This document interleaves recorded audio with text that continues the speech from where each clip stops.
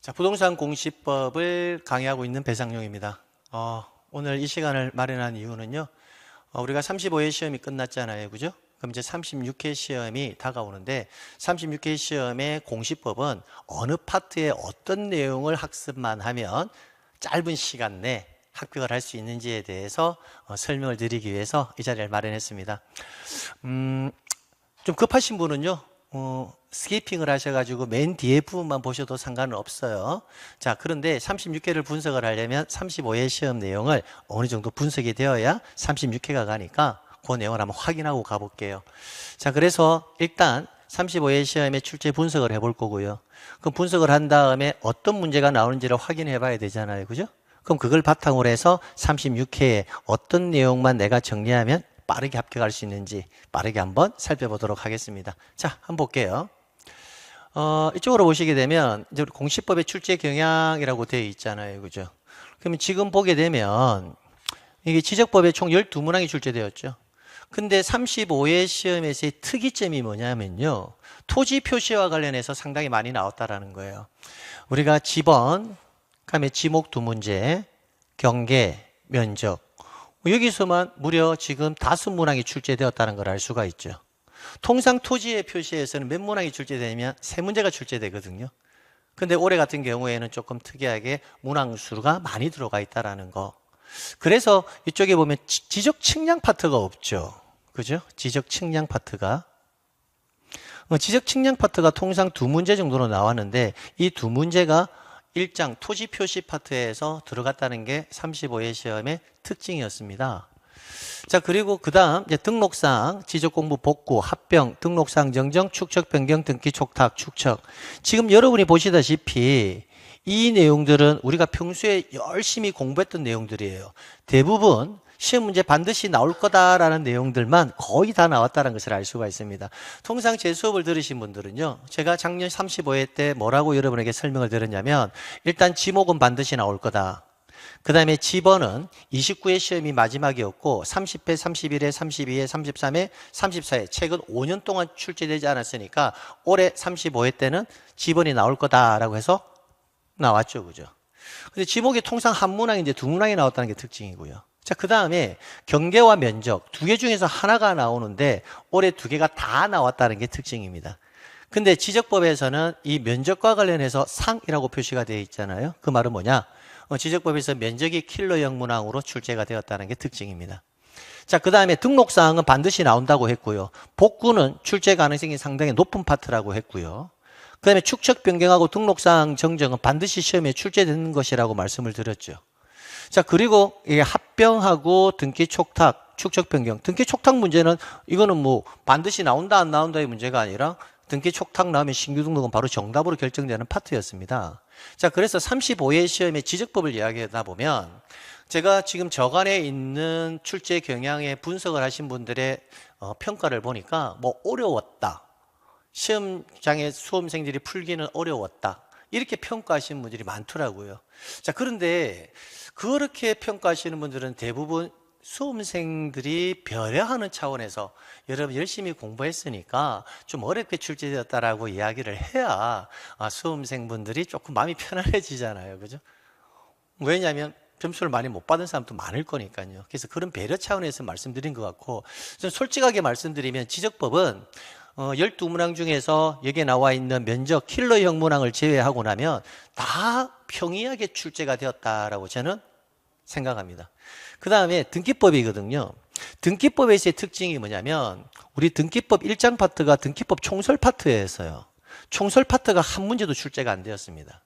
자, 두 번째 또 특징이 뭐였냐면 등기기관 및 설비 파트가 있거든요. 등기기관 및 설비. 이 파트가 통상 한 문항 정도는 출제되는데 올해는 한 문제도 출제가 안 되었습니다. 자, 그래서 이 두 가지 특징이 있고요. 그러면 등기법은 어디서 다 나와 있느냐? 등기 절차 총론과 등기 절차 강론에서 시험 문제가 많이 나왔다는 겁니다. 우리 여기 보시게 되면 신청 정보 및 첨부 정보, 공동, 각하, 이 내용까지 해가지고 총 4문항이죠. 그럼 4문항이 등기 절차 총론이거든요. 그 다음에 진정 명의 회복, 환매, 공동저당, 임차권 여기까지가 등기 절차 강론 완 파트입니다. 완. 소유권에 관해서 두 개가 나왔고요. 소유권 이해 권리에서 담보권에서 하나, 용의권에서 하나 이렇게 예상한 대로 시험 문제가 나온 거죠.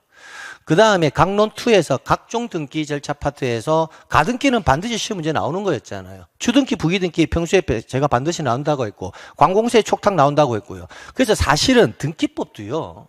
엄밀하게 따지면 똑같은 평이지만은 등기법이 굉장히 어려웠다.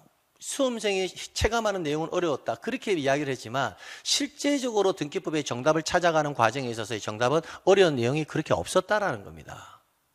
그럼 그 내용을 제가 입증시켜 드리도록 하겠습니다. 그래서 이렇게 이제 출제가 되었는데 그러면 빠르게 제가 확인을 하기 위해서 자, 등기 촉탁의 대상이 아닌 것. 이거 다 바로 신규 등록이잖아요. 그죠? 자, 두 번째 지목 나왔거든요. 틀린 것 물어봤는데 토지가 일시적 또는 임시적 용도로 사용될 때는 용도에 따라 지목을 변경한다. 변경하지 않죠. 그럼 이 두 문제는요. 그냥 출제인이 주는 문제였습니다. 자, 지상경계 및 지상경계점 등록부에 관한 설명인데 지상경계점 등록부, 우리 경계 파트에서 지상경계점 등록부의 기본적 개념과 등록사항은 필수암기 사항이거든요. 그럼 지상경계점 등록부의 개념을 물어봤잖아요. 지상경계점 등록부를 작성 관리한다라고 되어 있는데 지상경계점 등록부는 실제 지상에 복원할 경우에 하는 것이 아니라 토지 이동에 따라서 지상경계를 새로이 정한 경우에 지상경계점 등록부 작성하거든요. 그럼 지상경계점 등록부의 기본 개념을 물어봤잖아요. 아주 기초적인 거였습니다. 그래서 문제를 푸는데 아무 지장이 없었다는 거죠. 이것도. 4번. 자, 지번 나온다고 했잖아요. 그럼 지번 이거 뭐예요? 등록전환과 신규등록. 우리 등록전환과 신규등록은 원칙이 본부, 그죠? 예외적으로 뭐다? 본이죠. 그럼 여기에 최종 본번 다음 순번으로 본번으로 부여하는 경우 세 가지가 있잖아요. 그럼 이 세 가지 기본 암기사항이거든요. 자, 임차권 이것도 굉장히 많이 한 거잖아요. 전대등기 부기로 기초화 임차권 이전 등기는 할 수 있다 없다? 없다. 디귿 직권 보존 등기 이 내용. 공동저당 부동산이 3개가 아니라 뭐다? 5개. 이거 얼마나 많이 한 겁니까? 22번은 자, 소유권 이전 가등기에 의해서 소유권 이전 본등기를 할 때 중간 처분의 등기는 어떻게 말소한다? 직권 말소. 자, 그 다음에 등기 촉탁. 관공서가 어떤 등기를 할 때는 체납처는 압류 등기를 할 때는 다른 등기를 다 함께 촉탁을 해야 강제 집행을 할 수가 있잖아요. 그러니까 할 수가 없다가 아니라 할 수 있다. 이 내용도 굉장히 시험 문제에서 많이 다뤘던 내용이고요. 24번. 가등기가 마쳐진 후 부동산의 처분 금지가 처분 등기가 되고 본등기가 됐다. 자, 가등기가 되고 본등기가 되면 중간에 있는 등기들은 뭐 한다? 직권 말소죠. 22번 문제와 똑같은 거. 직권 말소죠. 그러니까 그 본등기로 가처분 채권자에게 뭐 할 수 있다? 대항할 수 있다. 왜? 이 등기는 직권 말소가 될 거니까. 결론. 자, 결론을 말씀드리면 등기법도 역시 마찬가지예요. 빠르게 제가 정답만 체크 해봤는데 이 강의를 한 번 정도 제 강의를 들었던 아니 어떤 강의를 들었던 한 번 정도 아 내가 수업 시간에 충분히 중요하게 다루었던 것이란 것을 인지할 수가 있습니다. 즉 등기법도 충분히 출제될 만한 것 부분에서 출제가 되었다라고 말씀드리고 싶은 거예요. 자, 그러면 우리가 36회 출제 예상 집중 분석을 한번 해봐야 되는데 역시 마찬가지입니다. 제가 30회부터 시작을 해가지고 35회 최근 5년 동안 기출되었던 내용들을 전부 다 분석을 한번 해봤거든요. 매일 하는 게 그 일 아니겠습니까? 제가 35회 시험에 예상을 할 때도 마찬가지였고 이런 부분들은 강세적으로 나옵니다. 했던 부분들은 거의 다 나온 거예요. 그냥. 그러면 36회 때는 어떨까요? 35회 시험 때 즉 29회, 28회, 29회, 30, 31회, 32회, 33, 34, 35 최근 6, 7년 동안 계속 강세적으로 나왔던 애들은요. 출제인이 어쩔 수 없이 계속 내어준다라는 거예요. 그게 특징입니다. 자, 그러면 나는 만약에 선생님, 나는 공식 부분 시간이 없어서 그냥 짧게 그냥 뭐 한 2, 3주 정도만 공부 딱 해가지고 욕심 없고요. 12개만 맞추고 12개는 실력으로 맞추고 2, 3개 정도는 찍어서 맞춰서 나는 평균 60점 가져가고 싶다라는 분들이 계시잖아요. 그죠? 뭐 그분들은 지금 현재 뭐만 집중적으로 하시면 되냐면요. 이쪽으로 볼게요. 지적법. 반드시 나오는 거. 1번 지목이죠. 2번 등록사항입니다. 지적공부의 등록사항. 일단 지목과 등록사항은 시험 문제 나온다 안 나온다의 문제가 아니라 반드시 나오는 파트거든요. 반드시. 그러면 이거 1번과 2번. 자, 그럼 1번과 2번이 몇 문제 나오느냐? 2문제 고정이고요. 3문제까지도 나온다라는 거예요. 자, 그 다음 토지이동으로 넘어가잖아요. 그럼 토지이동으로 넘어가면 세 번째 축척 변경. 네 번째 역시 등록사항 정정입니다.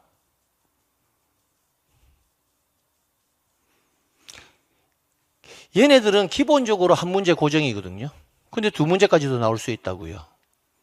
이렇게. 자, 그 다음 이제 5번과 6번인데요. 5번과 6번은 뭐냐면 지적 측량 파트입니다. 제가 전자에 말씀드렸다시피 지적법에서 지적 측량 파트가 한 문항도 안 나온 해가 35회가 처음입니다. 처음. 자, 그럼 35회 때 지적 측량이 출제가 안 되었기 때문에 36회 때는 출제가 안 된다. 절대 그렇지 않을 거라는 거예요. 그러니까 35회 때 지적 측량이 출제되지 않았지만 강세적으로 최근 7, 8년 동안 지적 측량은 꼭 2문항씩 내어줬다고요. 그러면 지적 측량 파트에서는 36회 때 반드시 나올 거라고 보는데 일단 첫 번째가 지적 측량의 절차예요. 지적 측량 절차라고요. 절차. 그 다음에 지적 측량 절차를 제외하고 나면 나머지 애들이 있거든요. 4가지 논점이 있죠. 지적 측량의 대상, 그 다음에 지적 기준점 성과, 지적위원회, 지적 측량 적부심사. 이 4가지 내용들은 분량이 그렇게 많지가 않습니다. 그러면 얘네들 가져가게 되면 일단 2문제 고정이라고 보거든요. 저는. 그럼 지적법 그 많은 분량에서 지목 하나, 등록사항 하나, 축척 변경 하나, 등록사항 정정 하나, 지적 측량 절차. 그다음에 지적 측량 절차 이후에 있는 내용 다 4가지 합쳐버리면 보수적으로 잡아도 지금 몇 문항입니까? 5문항 아닙니까? 그런데 이걸 조금 폭넓게 잡아가면 여기서 하나 추가되거나 여기서 하나 추가되면 총 몇 개가 나온다는 말이에요. 6개가 나온다는 말이죠. 지적법 12문항 중에서 한 문제는 일단 못 풀어요. 킬러형 문항. 그럼 11문제 중에서 여러분은 이 내용만 정리해도 6개는 가져간다는 겁니다. 그래서 여러분이 어떤 모의고사를 보든지 모의고사를 한번 보세요. 보시면 이 내용이 빠진 적이 있습니까? 절대 안 빠진다는 거예요. 왜? 강세적으로 계속 나오는 애들이 있거든요. 그러니까 지금 여러분이 수험을 36회를 대비한다면 지적법 많은 분량 중에서 이것저것 다 하려고 하지 말고 나는 시험 치기 5개월 전까지는 지적법은 크게 욕심 안 부리고 나는 내년 5월 달까지는 이것만 항상 시험 문제 나오면 맞추겠다. 그렇게 정리하셔도 된다는 거예요. 그러면 기본 60점은 받고 시작한다는 겁니다. 그럼 선생님 나머지는 어떻게 되나요? 나머지는 3개 중에 하나, 4개 중에 하나 이런 개념이라고요. 가령 여기서 말한다면 경계와 면적은 2개 중에 뭐다? 하나가 나올 개연성이 상당히 높다. 근데 35회 시험 때 2문제 다 나왔으니 36회 때는 2개 중에 하나가 나올 개연성은 한 60%나 70% 잡으면 안 되겠느냐. 그런 식으로 가거든요. 근데 얘네들은 나올 수도 있고 안 나올 수도 있잖아요. 그러니까 배제시키라는 거예요. 이것만 일단 필수적으로 하는 거예요. 나머지는 이제 공부하면서 메꿔 넘어가면 된다라는 겁니다. 그 다음 등기법. 자, 등기법은 기본적으로 해석하기가 상당히 좀 어려운 파트죠. 특정 부분을 딱 찍어서 나온다. 그 개념보다는 통합형의 유형으로 지금 많이 출제가 되고 있으니까요. 근데 등기법도 강세적으로 꾸준히 출제되는 게 있습니다. 자, 등기법 총설 파트는 거의 시험 문제가 안 나온다는 거예요. 이 등기는 유효냐, 무효냐, 그다음에 중간 생략 등기, 모두 생략 등기, 기타 등등 이런 건 쌍팔론도에 나오지. 이제는 안 나온다는 거예요. 근데 우리가 보통 그게 굉장히 중요한 것처럼 많이 다루어요. 그러니까 그거는 시간 낭비라는 거죠. 우리가 시험 문제를 보기 위해서는. 학문을 하는 게 아니잖아요. 그럼 뭐 하자? 등기법도 결국은 제가 항상 이야기하듯이 등기 절차 총론이에요. 그럼 등기 절차 총론하고 강론에서 제가 항상 얘기하지만 거의 다 시험지 다 나오거든요. 근데 총론에서 반드시 나오는 내용이 있다는 거예요. 그게 뭘까? 이거죠 뭐. 등기 절차 총론에서 맨 처음에 여러분이 반드시 가져야 될 게 뭐냐면 공동이냐 단독이냐. 이거 기본이잖아요. 공동이냐 단독 신청이냐는 일단 무조건 문제 고정이에요. 기본적으로 안 나올 수가 없다는 거죠. 그 다음에 신청 정보와 첨부 정보. 신청 정보와 첨부 정보. 나온다 안 나온다의 문제가 아니라 반드시 나온다라는 거예요. 반드시. 그건 뭘까?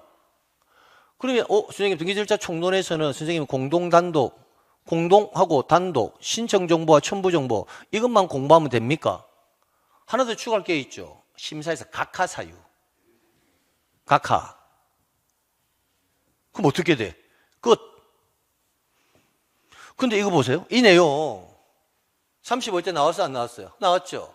그럼 34일 때 나왔을까 안 나왔을까? 나왔어요. 33일 때는 안 나왔을까? 나왔어요. 32일 때 나왔어요. 31일 때 나왔어요. 그럼 뭘 의미하냐? 출제인이 공동이냐 단독이냐 신청정보, 첨부정보, 각하 사유만큼은 시험 문제 빠뜨리지 않고 매년 내겠다라는 거예요. 매년. 그러면 등기법 이것만 가져가면 몇 문항? 세 문항 클리어. 그러면 선생님 그럼 다른 데서는 또 뭐 어디 가져갈까요? 등기 절차 강론이죠. 강론. 그럼 강론에는 첫 번째 소유권도 있고 두 번째 소유권 외의 권리도 있는데 이 소유권 파트를 집어내기가 쉽지 않다라는 거예요. 소유권 파트는 소유권 보존 등기도 있고 이전 등기도 있는데 이전 등기에는 뭐다? 상속도 있고 수용도 있고 신탁도 있고 진정명의회부 있고 유증이 있고 환매 있고 기타 등등이 있잖아요. 그래서 우리가 보통 수업을 할 때 소유권 이전 등기 파트는 시험 문제 나오기는 나오지만 딱히 이것이 나온다라고 집어가기는 사실은 어렵다는 겁니다. 근데 올해는 마침 찍기가 상당히 편해요.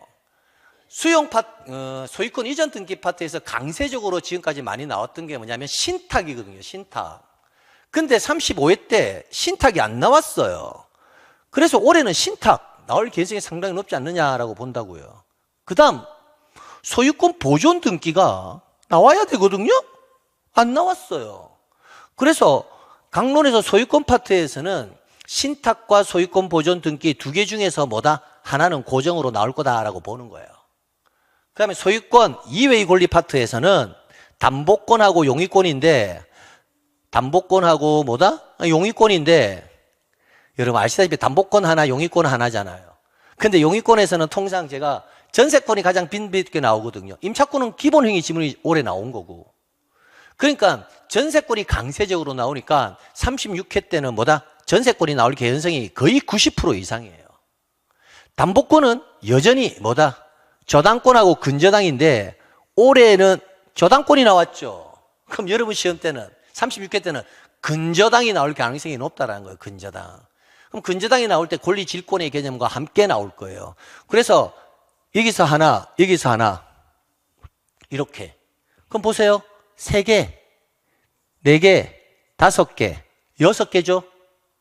그렇잖아요. 그리고 이제 마지막 각종 등기 절차에서 가등기와 부기등기, 가등기, 부기등기 무조건 한 문제에서 두 문제. 그럼 보수적으로 한 문제 잡아볼게요. 그러면 하나, 4개, 5개, 6개, 7개. 그럼 등기계 몇 개? 7개 정리가 끝나버리죠. 7개. 자, 그럼 여기서 한번 봅시게요. 자, 이거는 꼭 여러분이 좀 메모를 해놓으시면 좋을 것 같아요. 메모. 자, 그럼 나는 등기법 책을 펼친다, 공시법 책을 펼친다. 그러면 나는 5월달까지 물론 다른 부분 또 학습은 하겠지만 이 내용만큼은 시험 문제가 나오면 나는 절대 틀리지 않을 거야 라고 여러분이 준비를 한다면 지적법에서는 꼭 메모하십시오. 꼭 메모하세요. 지목, 등록상, 축척 변경, 등록상 정정, 지적 측량의 절차, 지적 측량 파트 외 4가지, 대상, 적부심사, 지적위원회, 지적 기준점 성과, 내용이 얼마 안 되니까 얘네까지 묶어서 얘네들만 집중적으로 정리해도 60점은 나온다라는 거야. 그 분량이 확 줄죠.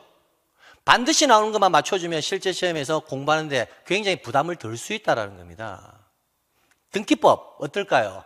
등기법 선생님 어려워요. 저는 등기법 진짜 열심히 했는데도 3개, 4개밖에 안 나와요.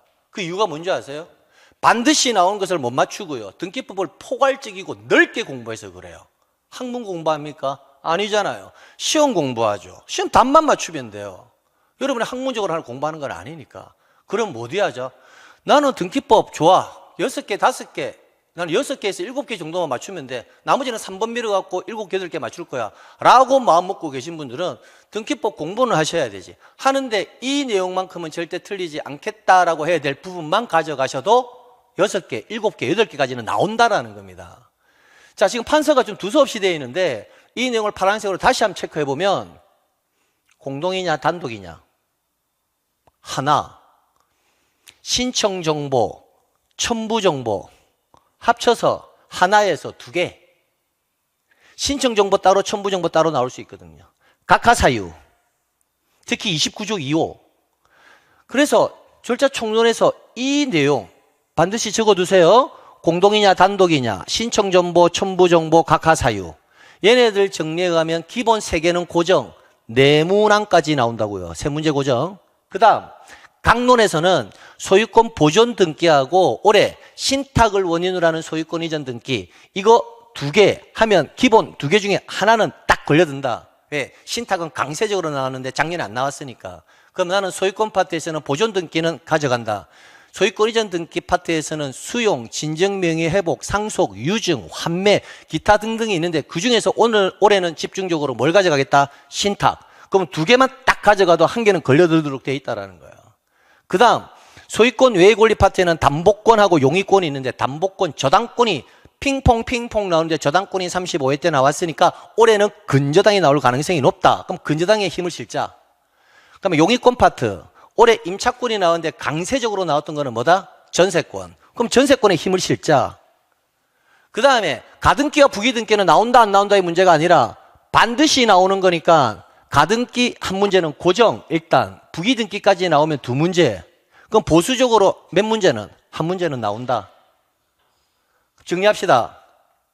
공동단독, 신청정보, 첨부정보, 각하사유, 소유권 보존, 신탁, 근저당, 전세권, 가등기, 부기등기. 논점 몇 개입니까? 10개. 등기법 논점이 얼마나 많은 줄 아세요? 총 크게 나누어도 35개가 넘어갑니다. 근데 35개 중에서 10개, 이 논점만 집중적으로 한번 파보라고요. 이 문제는 절대 틀리지 않겠다라고 판 사람들은요, 등기법 7개는 무조건 그냥 가져간다고요. 그냥. 그럼 보세요. 지적법 여기서 기본 6개. 아주 작게 공부하고. 등기법 7개. 그럼 13개잖아요. 보수적으로 잡아도. 근데 조금 넓게 잡으면 15개까지 가능하거든요. 그럼 선생님 나머지는 어떻게 해요? 3번 쭉 밀어도 16개, 7개 넘어간다는 거예요.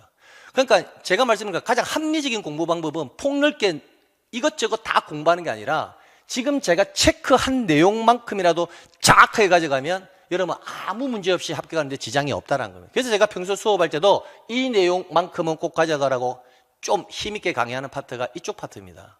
그래서 36회 대비는 일단 제가 오늘 한 내용, 이 내용만큼은 절대 시험지 틀리지 않겠다라는 마음으로 5월, 6월, 7월까지 가져가셔도 돼요.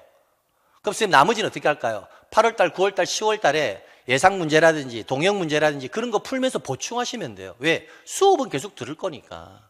근데 금방 언급드렸던 이 내용만큼은 절대 틀리지 않도록 가져가겠다라는 마음으로 36회를 대비하시면 되겠습니다. 그래서 이 유튜브 들으신 분들은요, 반드시 이 내용 여러분 포스트잇에 메모를 딱 해두십시오. 그러고 나서 1년 후에 공시부의 배상윤 선생님이 말한 게 맞는지 안 맞는지 그거는 여러분이 검증하시면 됩니다. 그리고 이거 외에 이제 있는 부분들은 7월달 이후에 조금씩 하셔도 큰 문제가 없다라는 것을 말씀드리고 싶은 거예요. 자, 오늘 시간이 여러분에게 유익한 도움이 되셨으면 좋겠습니다. 자, 오늘 36회 대비 전망 이렇게 마치도록 하겠습니다. 36회 여러분하고 함께 여러분의 안전한 길잡이 될 수 있도록 저 역시 연구하고 노력하는 자세로 항상 여러분 곁에 있도록 하겠습니다. 긴 시간 동안 고생 많으셨습니다.